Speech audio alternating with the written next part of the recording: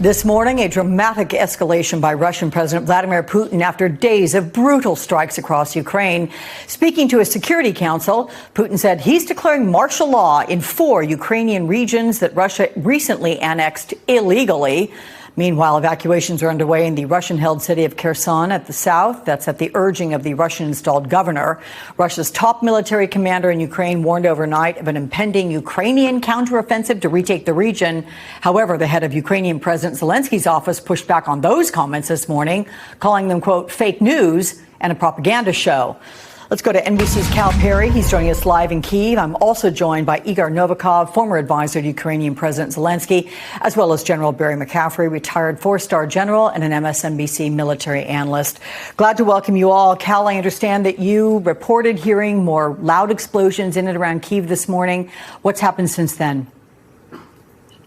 Yeah, so it's a combination of rockets and drones today. The Russians are sending these rockets and drones in waves, trying to overwhelm air defense. Yesterday it was drones. Today it was a combination of the both. According to the government, 8 rockets fired, 6 were shot down by air defense, and 10 drones fired from Belarus, all of which were shot down by air defense. The Russians continue to try to send these drones, these bombs into the city. Sometimes they hit infrastructure targets, sometimes they miss and hit residential buildings, like the one that you see on your screen. And so the death toll continues to rise, not just here, but across the country. In just the past 24 hours, there have been 10 people killed, at least in the capital, another dozen or so wounded.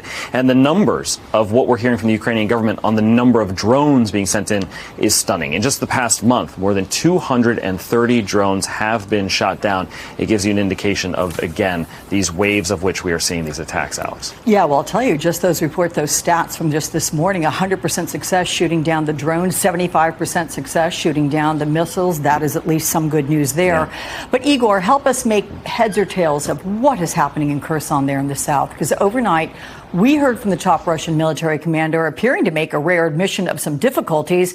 But now the head of Zelensky's office is calling this propaganda. So help us understand what's really going on.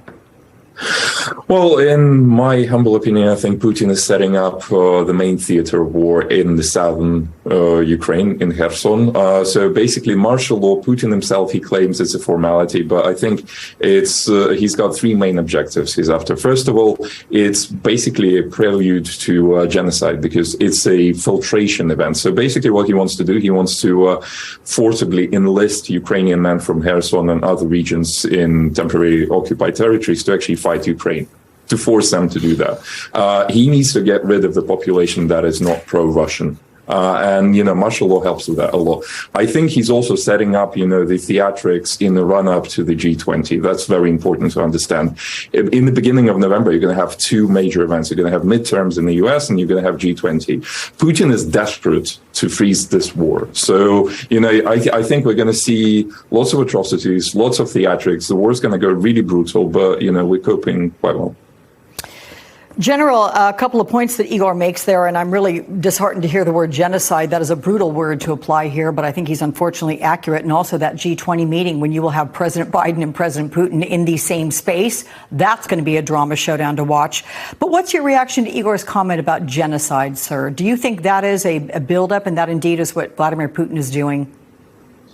Well, I'm not sure I'd use the word genocide so much as there are no bounds to Putin's behavior. And certainly this declaration of martial law, the purpose behind it to, in a major way, advance the interests of the Russian army to forcibly enlist Ukrainian or Russian-speaking people in these annexed regions. I might add that he also declared certain vague, unspecified emergency measures inside Russia.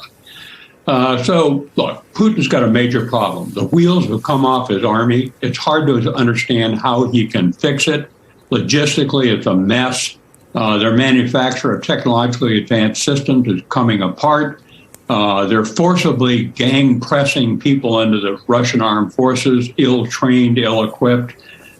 He's running out of options. So I think primarily Putin now is worried he may lose Kherson in the south, and with it, potentially as many as 15,000 Russian troops. It's a disaster for the Russians. He doesn't know how to back out of it. He's got increasing amounts of domestic opposition to this stupid criminal war. we're going to see some major crises develop where the poor Ukrainian people are now being targeted, not the Ukrainian military, but the Ukrainian people with heat, power, light. It's going to be an ugly mess this winter. Yeah. What about you, Igor, with regard to the UN Security Council, which is expected to hold a closed-door meeting today on those Iranian-supplied kamikaze drones? They've been pummeling key cities in recent days. What international response do you want to see, specifically when it comes to Iran's role here? Well, first of all, in terms of response, I mean, I prefer the word practical rather than, other institutions that just do the talking. So UN Security Council is great, but it's not going to make any difference.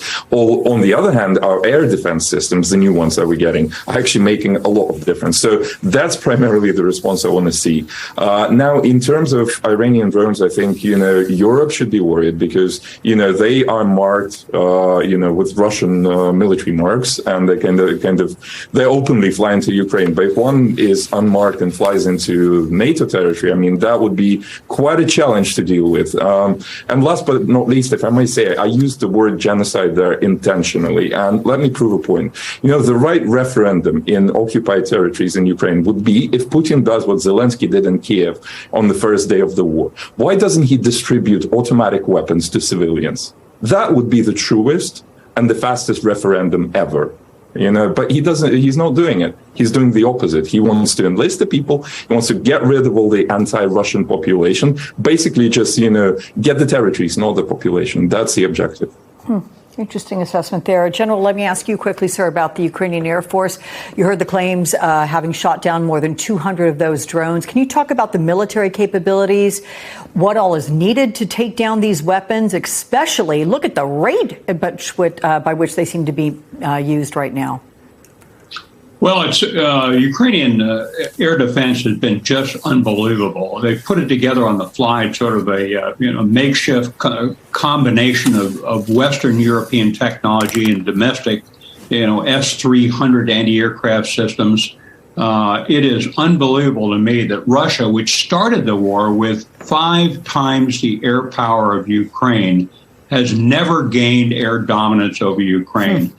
Fundamental failure of the Russian armed forces. And now they're primarily battering civilian targets by firing missiles from inside Belarus in the north, from inside the Russian Federation, and from out at sea in the Black Sea from Russian naval forces. So what we desperately need to do is not just advance technology for air defense to Ukraine, but also to give them the ATACMS missile with a 300-mile strike range so the Ukrainians can go after these deeper targets of ammunition depots and command and control facilities.